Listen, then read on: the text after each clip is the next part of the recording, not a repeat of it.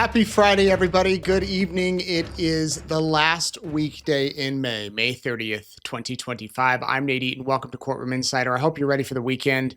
We got an early start to the weekend today because court abruptly came to an end right after the lunch break. We're going to talk about it. The big question today is Lori sick? Well, she says she is. At least that's what we hear. That's what we understand. As I said, we'll talk about that in a minute. So glad you're with us tonight here on Courtroom Insider, live from Arizona, where it is hot. It is very hot. I know I'm a wimp coming from Idaho with my fair skin and where we have winter 6 months of the year, but I don't know how you all do it here. Lots of fluids and lots of air conditioning. Tonight, we have a little bit to talk about, not a ton. I want to walk you through the events of today, of what happened here in Arizona, and then we will get to your questions and a couple of shout outs and get you ready for the weekend. Shouldn't take too long tonight, but so glad you're here. Let me start with where we were at yesterday, where we left off. You recall that we had about 65 potential jurors who were in the pool ready to go today. And the judge said that at that point, we really didn't need to get back together this morning for the walk-in candidates. How it works is that people were sent e-questionnaires. Either they got a text message or an email or something like that. They filled out those questionnaires, and then the judge went through those yesterday. And there was plenty in that pool of people to pull a jury. Well, then there are also people who couldn't complete those e-questionnaires and needed to show up today, this morning. So the judge said, I think we have enough. Do we need to have those people come in? If both parties agree, we don't need to have them come in. Lori wanted them to come in. And so this morning, I believe it was 28, 25, something like that, around that number, showed up this morning. We went to the courthouse around 10, 15-ish. They went through those very quickly, and only 3 advanced. So we went from 65 to 68. And all of those 68 jurors were asked to report this afternoon at between 1 and 1:15. So we left this morning, went and had lunch, did whatever, went back to the court around 1. We were waiting outside. All of the jurors were on the other side of the hallway area of the court. And they were given numbers, and then they were escorted into the courtroom by the judge's staff, who went through and said had them sit in specific seats. Well, then we were invited in, the media and the public, and we sat down. And again, there are no cameras in there, so I can't show you the footage, but the judge said, due to unforeseen circumstances, we are not going to be able to continue jury selection this afternoon. And everyone's like, wait, what? What do you mean? He said, it's no one's fault, but is there anyone in this room who cannot be here Monday? And several raised their hands. And then they were given microphones, and they explained to the judge why they can't come back on Monday morning.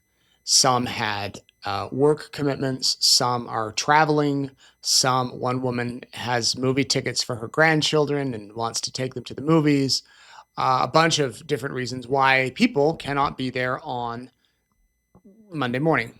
And so what the judge did was he said, all right, all of you leave, everybody go out. So all the jurors left. And then they all agreed that the 54 remaining, so it went from 68 down to 54, those 54 will report back on Monday. And out of those 54, the jury will be picked, 12 jurors and 4 alternates.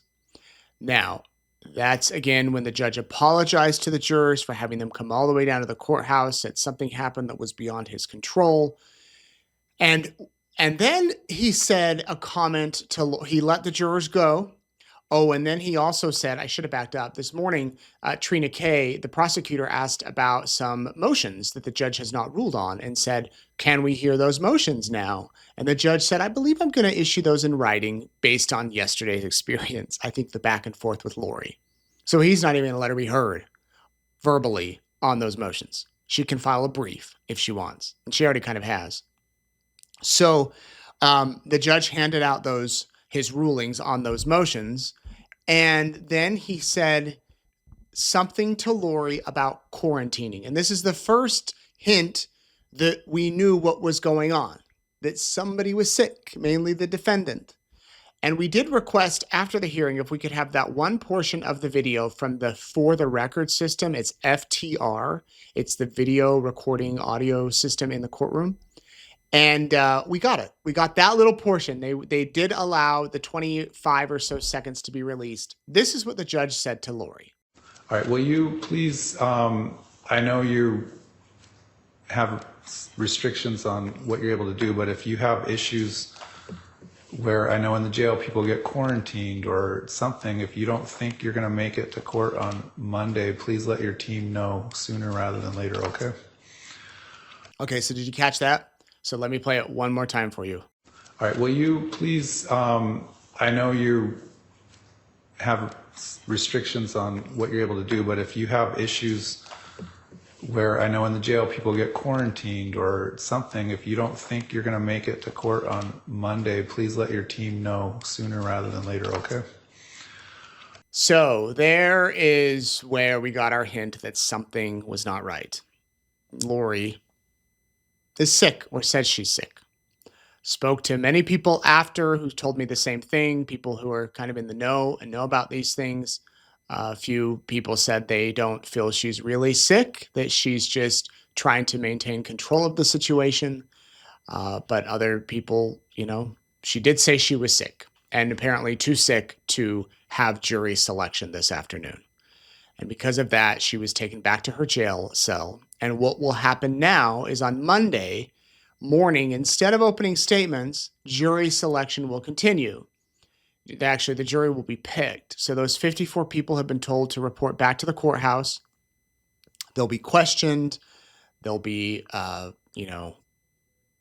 individual group of voir dire if they need it to do individual, and then they'll be picked. And then after that, the judge will say there'll be 12 of them with 4 alternates. The judge said that we can expect opening statements in the afternoon, maybe around 3-ish, 4-ish. So Gonna pack a lot in. Now, does this throw off the schedule for the case? Yes, it does. And the judge mentioned, and Trina K mentioned, that she's going to speak to some of her witnesses about possibly coming back next week on Friday, maybe. Because right now there's no court scheduled for next Friday, but maybe there will be now because everything's thrown off. So we'll see. Now, some of you asked on social media, what happens if Lori really is sick, has to go to the hospital, if she can't, show up next week? Obviously, if she's so sick she can't show up for court, then it will have to be delayed by a day or two. That's happened in other cases where the judge has been sick, the parties have been sick, and they just hold off for a day or so. If it's a serious illness, it gets pushed off. But hopefully nobody is seriously ill. Looks like her defense attorney seemed okay. So did the prosecutors. They seemed okay. The judge seemed okay. Of course, you leave there and then you start to wonder, am I getting sick? Maybe that's just me, where I'm like paranoid of, oh, shoot, am I going to get sick now? So that is what happened today. I wish we had more to talk about tonight. We don't, but that's where we're at with jury selection in the case. Now, I was thinking last night about how this case came to be. Oh, by the way, I should mention Brandon Boudreaux and his wife Jenny were there in court today in the afternoon. They drove all the way down there and probably found childcare for their kids and everything, and thus had to turn around and go back home and come back on Monday. But they're looking great and seem to be ready for this to happen, ready to get going. But I was thinking back to when this case happened. I didn't cover it. We in East Idaho News, in Eastern Idaho, we didn't cover any of this stuff until the kids went missing in December of 2019, a few days before Christmas. The Arizona media did cover it a little bit when Charles was shot. You can remember there's the footage that's out there of the helicopter flying over the house, and I believe a couple of news stations did cover it. The newspaper did, but really not many, because we didn't know the extent of it, obviously. Had we known back then, I would have been there. And then a few months later, so Charles is shot. A few months later, Brandon's shot at coming home from the gym. Again, we didn't cover it at that point. A few weeks after that, so the timeline of events is Charles is shot and killed in July. Brandon is shot at in October, early October. Tammy Daybell is shot at October 9th, but the gun doesn't go off. She's then killed October 19th in her house, asphyxiated in her bed. And before that, I should say, in September, Tylee and JJ are killed and buried in Chad's property. So you've got that, window of events. None of it really hits the news until those kids go missing, and until until word gets out that those kids are missing. Of course, now looking back, we know so much more than we did then. We didn't know where the kids were. But I was looking at thinking about when this case first happened. We've seen the body camera of Brandon that I showed you. And on Sunday before the trial, we're going to go over kind of what we can expect with this trial. Who are the witnesses? Many of you have asked, is there a witness list? There is a witness list. We'll go through it on Sunday night. We'll have hopefully some experts here to talk about what we can expect in this trial and what the prosecution needs to prove if they want a conviction in this conspiracy case. It's obviously different because the defendant is alive, but it is not the defendant. Well, the defendant is alive, of course, but the victim is alive. But it's the exact same charge that Lori Vallow Daybell faced in Charles's case. So, you can argue the victim's the victim is living versus dead, but it's the same charge, and she could face the same exact sentence and punishment. But our sponsor for Courtroom Insider, this trial, is newspapers.com. And I was playing around on their website today, and it's fascinating. You can go to their website, and for a history person like me and a news person, you can type in like Ted Bundy murders, and all the stories about Ted Bundy murders come up. You can type in Charles Vallow, Lori Vallow. They have newspapers as recent as this year, but also going back decades, centuries. Let me look actually how far back they go. They have, at least the 50s. I know that. They have over 1 billion newspaper pages to explore. So I do have a point here in telling you this. Newspapers.com, the past, read all about it. You can enter a keyword right there and look at this, what people are searching for, the Sharon Tate murder. I don't know anything about the Sharon Tate murder, but here we go. From 1971 in Cocoa, Florida, you can see like with the news agencies where they were covering this. So you could type in like Elizabeth Smart and newspapers, the Daily Journal, 2003. That would have been around when she was found. The Fort Star Telegram. This is hundreds of entries, I would imagine, for this. Yeah, I mean, hundreds and hundreds. In Pennsylvania, there's 840,000 results on there. So anyway, I tell you all this because I went back and I looked up the story when Brandon was shot. And I want to read it to you. This is from the Arizona Republic. Arizona Central. Yes, Arizona Republic, same publication. This is from New Year's Eve of 2019. Again, remember, Brandon was shot in October, beginning of October. So this is 3 months later. After the kids go missing, when Brandon comes out, and a lot's happened in those months, as we know now, Brandon did an interview with the newspaper, and I believe that's when he did the one TV interview with Fox 13 in Utah. And then he kind of went quiet because he obviously didn't want the spotlight on him. But here's what this article says. Jessica Boehm, written December 31st, months before there's this car, by the way. So that's the car that was shot at. The window gone. You can see the frame of the window, the glass, and of his Tesla. So that's, it hit that. It could have killed him. Makes you wonder, had he been 1 inch ahead of there, 1 inch behind it, and it could have been really anything with it. So let me go through here and read to the story. Months before the mysterious disappearance of Joshua Vallow and Tylee Ryan garnered national attention, one of their relatives was shot at in Gilbert while driving home from the gym. The bullet missed Brandon Boudreaux's head by inches, according to court documents. The shooter fled, and the investigation is ongoing, according to Gilbert police.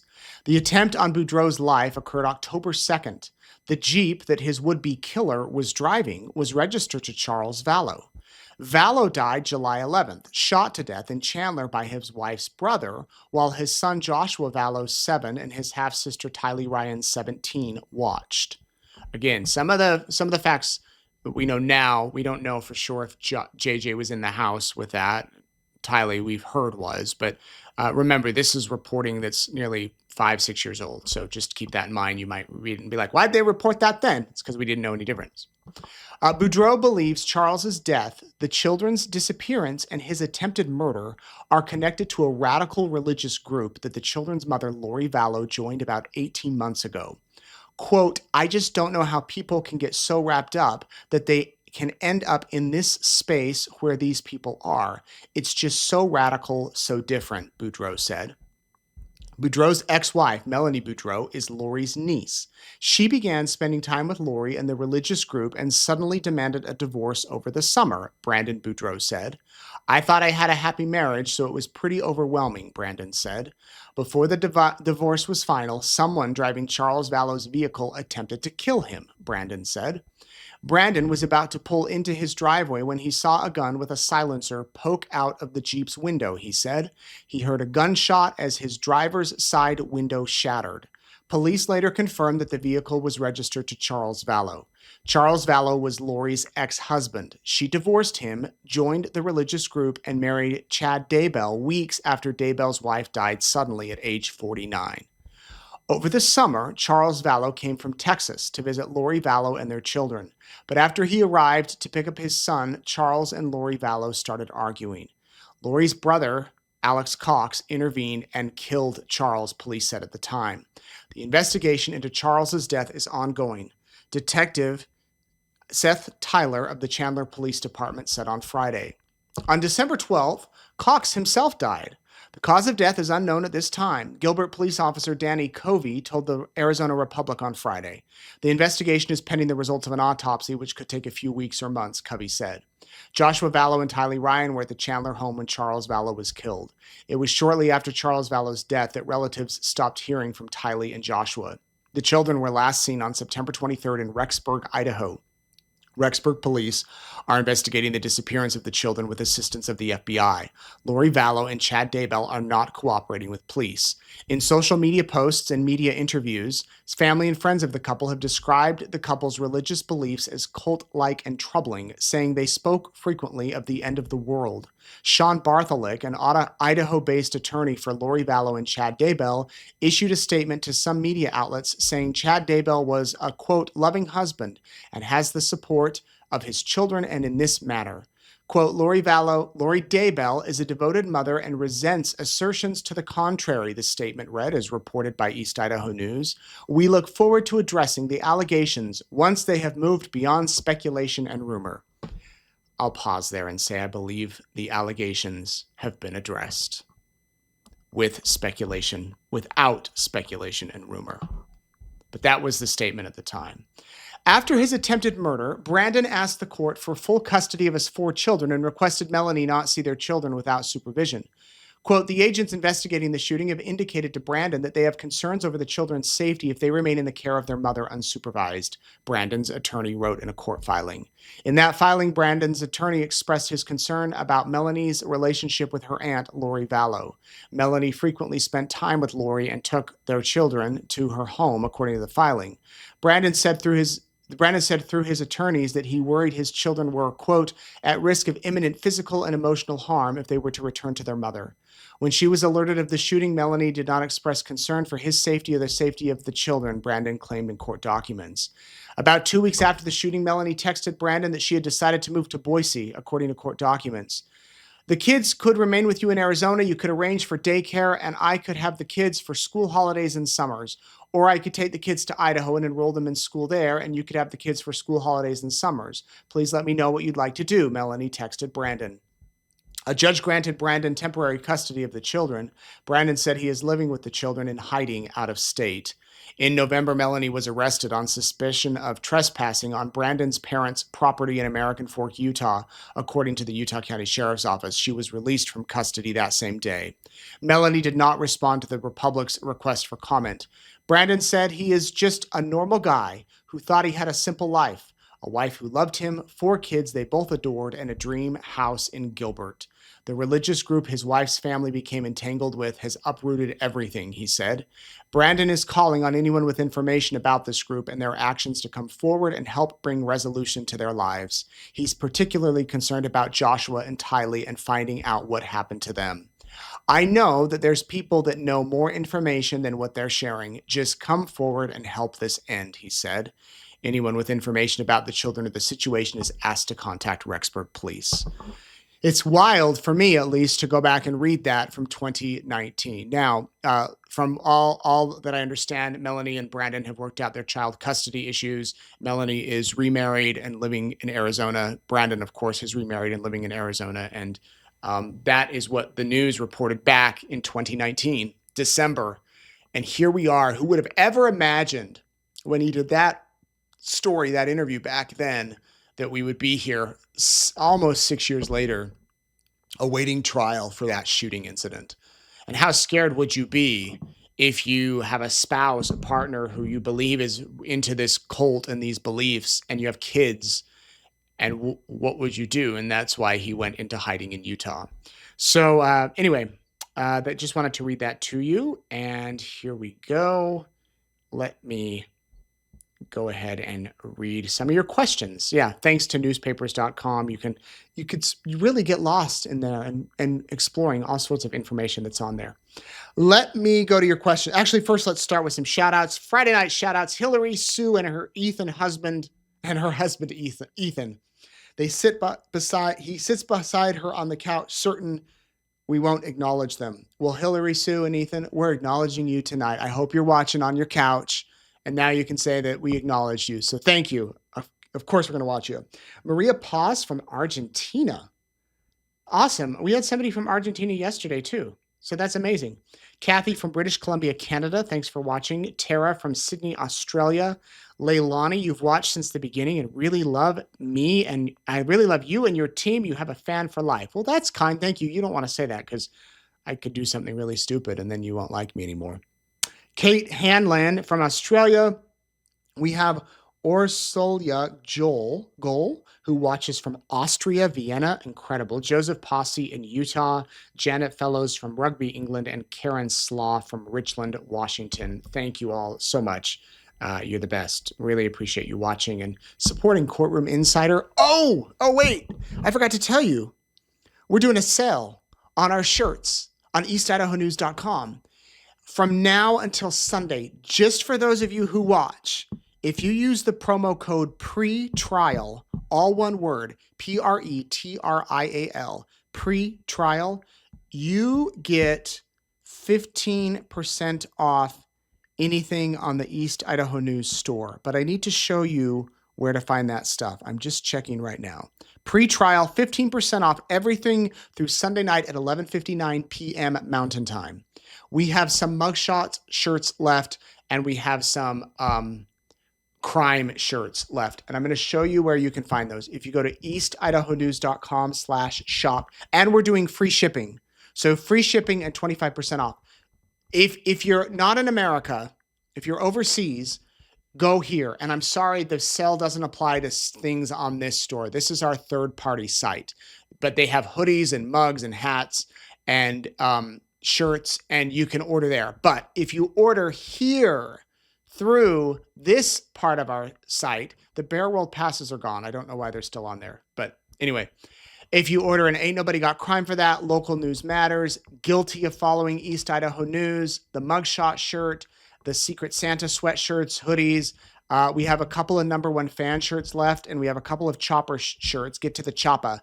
Order any of those. Type in the promo code PRETRIAL, PRETRIAL, and you get 15% off and free shipping until Sunday night at 11:59. And we will ship those directly from our newsroom to you.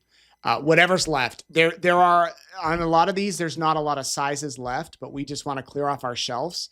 And figure, I told our team, I'm like, let's give it to the people that watch Courtroom Insider because they're awesome. So there you go. Glad I did not forget that.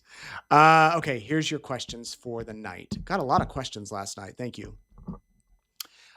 Somebody says, can the judge change his mind if she gets too belligerent that she has to use a real attorney now? I don't think he can demand that she use a real attorney. I say real attorney. I mean like a certified attorney. But if she decides it's too much for her, she can tell the judge, I no longer want to be my own attorney, and can we have someone else do it? Or my advisory counsel, can we have my advisory counsel do it? And then they can do that. But she can't then change her mind back. Now, as I mentioned last night, if she gets too crazy and wild and can't contain it, the judge would likely take a recess, maybe talk to her. As I said, they built a room for Brian David Mitchell. I don't see Lori getting that far into it. But you never know. I mean, there's been defendants that have refused to show up for court, and sometimes they have to be dragged there or whatever. I hope it doesn't get to that. I don't think any of us want it to get to that, but we'd have to see. If you go back and look at the recordings from yesterday, you can see that the defense seems to have turned their laptops to face the camera, and it appears that they have purposely increased the font size. Is this possible? If so, why? I have no idea about that. I don't think that they would do that. I don't think they would want us to see their screens. I think that there was a wide shot, perhaps. I haven't watched the footage that closely. And the one attorney was on the end and her laptop was there, but I did notice at one point she closed it. So I don't know. And you know, I can't comment on that. I'm not sure. Natalie asks, how long do you think the trial will be? Do you think Melanie will be charged with anything? The trial was expected to last trial days, probably 5 to maybe 10 days total actually in court, not including like today and yesterday. So there'll be opening statements, could be 6 or 7 days. It depends on if Lori puts on a defense, but for now she has no witnesses that we know of. And she could take the stand, but I don't foresee that happening. So 2 weeks from now, it could be over. We could have a verdict. And I don't believe Melanie will be charged, but she could. She could, and don't hold that to me, but it's been a long time if you were going to charge her this late in the game. But maybe they're waiting for this trial to end. I have no idea. Why did they want Brandon dead? What was the motive? Well, Brandon had money, and if he died while he was still married to Melanie, she would inherit all that. She would get all of that. And Melanie was close with Chad and Lori, and I think that's why. I think that he had money. He had a successful job. He had funds, and that's possibly why they wanted him. It seemed like every person they wanted dead in this case had money. If Brandon testifies, is he bound by rules to not bring up the other people who he knew so much about that Lori unalived? That's going to be hard. That's from Katie. Yes, he is bound by those rules. And in fact, there was a portion of today's hearing where this issue was brought up in the morning, where the prosecutor said, we're going to have to reference Charles's death somehow with like the Jeep. And so how we're going to do it is we're going to use terminology such as in another case in Gilbert or Chandler, this happened. They're not going to say Charles Vallow died because Lori Vallow orchestrated his killing. They're going to refer to it broadly and generically so that the jury doesn't find out about the other crimes. Lori then had a question about that too, about when she's questioning a detective from Idaho, how she's going to word that and phrase that. And the judge said in another hearing or something like that. And then he said that she could pull out a transcript of the hearing and give that to him to refer to if he testified in another trial. So yeah, they're not allowed to bring it up. Brandon can't bring it up. Brandon can answer the questions. And sometimes people are like, well, why doesn't the witness just go rogue and just say, not only that, you killed your kids and you killed your husband and you killed your new husband's wife. If that happened, and while we might feel like that would be amazing and you could really, show it to Lori or whoever the defendant is, that can cause a mistrial. That can cause things to be completely turned upside down and things have to happen again. So it's not the best for that to happen. It's best to just simply answer the question that the prosecutor has or the defense. Kathleen says, was Melanie remarried before or after the attempted shooting of Brandon? She remarried after. The attempted shooting happened in October, and then Melanie got remarried over Thanksgiving weekend in November in Las Vegas. So it was about 2 months after.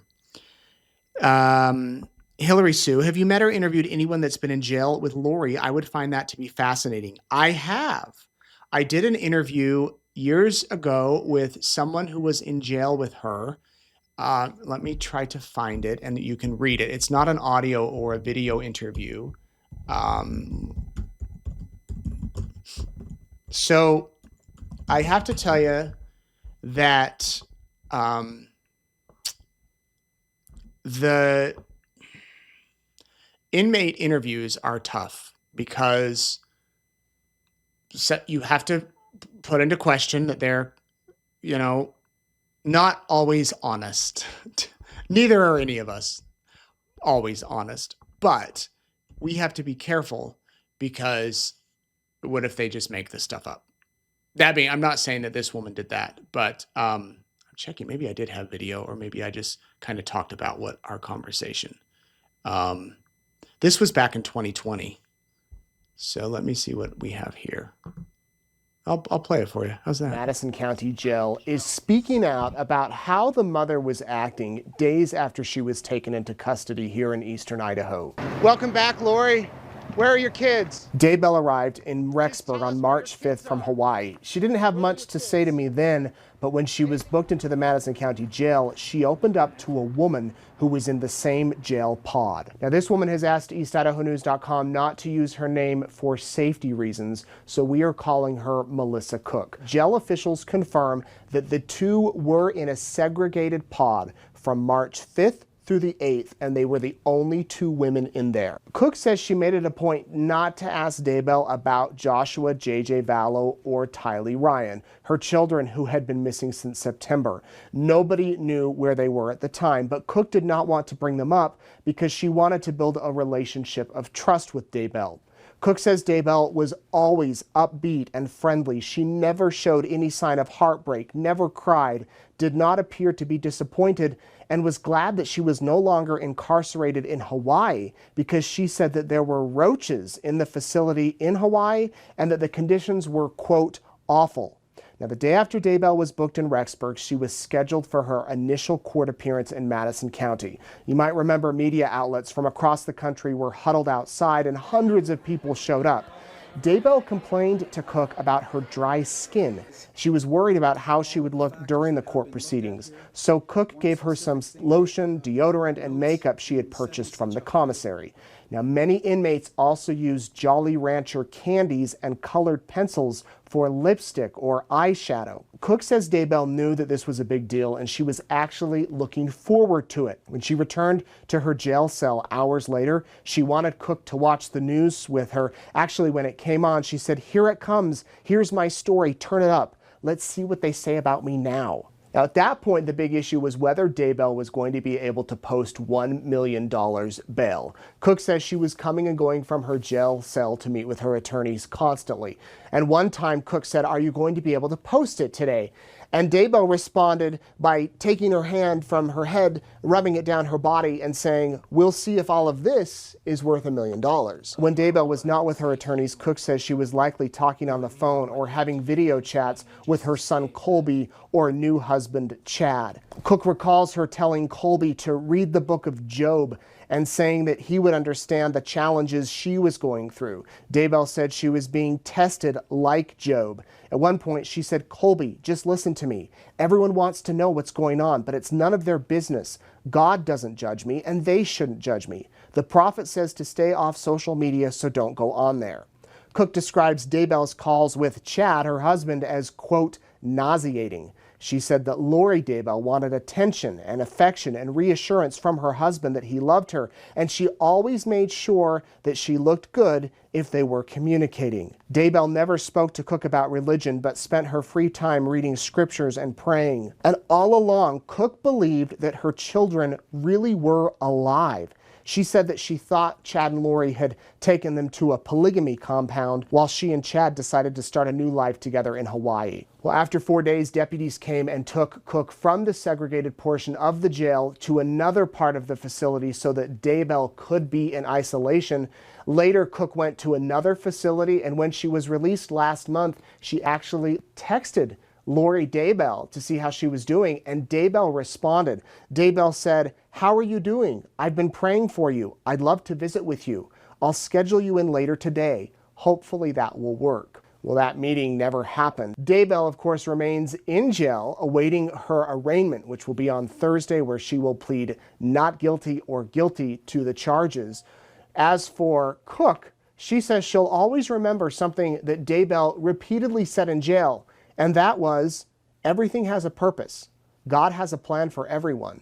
His plan will be accomplished. You can read more about what Cook witnessed while she was in the Madison County Jail with Daybell. We have the full story at EastIdahoNews.com. I'm Nate Eaton reporting. All right. Well, I hadn't planned to show that, but thanks for your question. Good question there. I also want to say, hold up.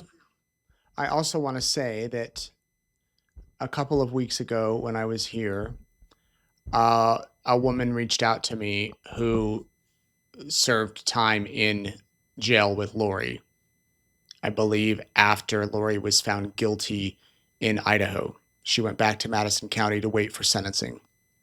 And this woman wanted to talk to me, but not really go public with her story. So I'll keep it vague. Maybe she will go public one day. I invited her to tell her story and do an interview with me, but at the time she said she just needed to talk to someone who kind of was familiar with the story. But she said it was life changing spending that much time with Lori, but not in a good way. That it had permanently changed her life. And she went on to tell me other details that I won't share, but just that it was very hard for her now to be in there with her. So anyway, good question. Thank you. Why does all of this matter? Gabriella says. Gabriella, why is the state of Arizona wasting precious resources to bring someone to trial who's already received life sentences? A lot of people are asking that. I talked to my mom earlier today, and she's like, "What's the whole purpose of this? Like, she's already going to jail." Well, Brandon Boudreaux is a victim. His family is a victim, are victims. He was shot at. His life was nearly taken. He has the right to justice. He has the right to have this trial. And even though it won't change anything legally, he has the right for that. Now, let's say for some bizarre universe that her Idaho convictions get overturned and Charles Vallow's convictions get overturned. You could say that if she's found guilty here, it's insurance against the other cases. I mean, I don't see any overturnings happen, but he has the right to do it. Arizona could have said, we're going to let the case rest. Both cases, Charles and Brandon, we're going to just let Idaho do it. But to Arizona's credit and their legal team, legal people, they decided that they were going to pursue the charges. So that is why it's happening. Yes, it does cost a lot of money. It does cost a lot of time. I'm sure all those potential jurors today were not happy that they had to go all the way down there and then turn around. But that's what happened. Tate. What is CrimeCon? Isn't that just romanticizing crime, violence, and violent criminals? It is not, Tate. In fact, they don't allow people to dress up like criminals or in, bloody clothes or crime scene tape. You hear from prosecutors, defense attorneys, you hear from survivors, you hear from Larry and Kay Woodcock spoke a few years ago. Summer Shiflett, Lori's sister, came a few years ago. Other people have spoken on big cases, attorneys. It's really just like an educational type thing. If you're into true crime, Jean-Benet Ramsey's father spoke a few years ago. He'll probably be there this year because we are in Colorado. It is in Colorado, I should say.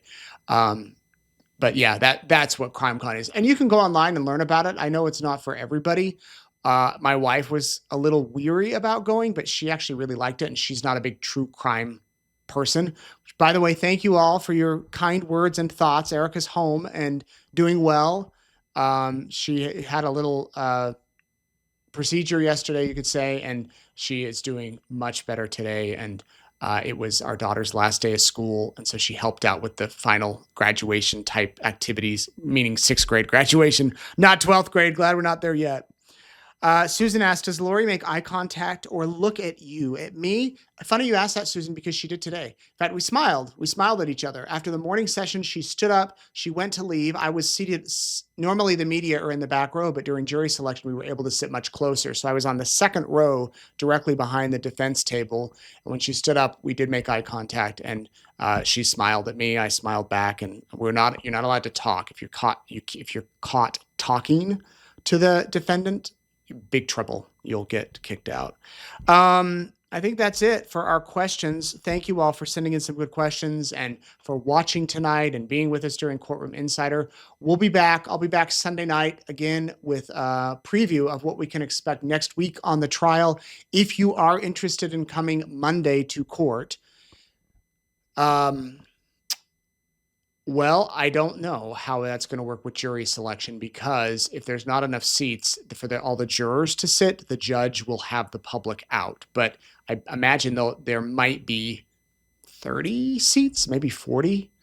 And that'll happen in the morning. But then opening statements there, because the reason there's limited seats is the potential jurors come in and they sit in where the public normally sits. And then once they're dismissed, they leave. But once the jury's picked, they'll go sit in the jury box up front by the judge in the well of the courtroom, and then the public can sit there. So I don't know what time to tell you to be there. You don't need to be there super early. At least I wouldn't believe so. Unless you really want to see, you could go super early. But I would imagine court is going to start every day at 10:30. Here's how the timing of when you can watch. It starts at 10:30. That's when Arizona time, I should say. 11:30 Mountain is when I'll start posting the live updates. Then we'll go live on our YouTube channel with the video. And then, of course, Courtroom Insider every night. But that's how you can stay up to date. But if you go to the courthouse, get there whenever you wish. I will probably get there around 9:30 on Monday. Here's where you can follow me all weekend long, just what you want to do. I'll try to post some fun stuff this weekend. I think I'm going to go out and explore Arizona. It's so hot though, so I have to find some indoor fun places to go. And if you have any recommendations of like series to watch, like documentary series or shows on Netflix or HBO, whatever, let me know because I'll be looking for that. And I hope you have a great weekend. Thanks again for watching. This is Courtroom Insider. I'm Nate Eaton. See you on Sunday.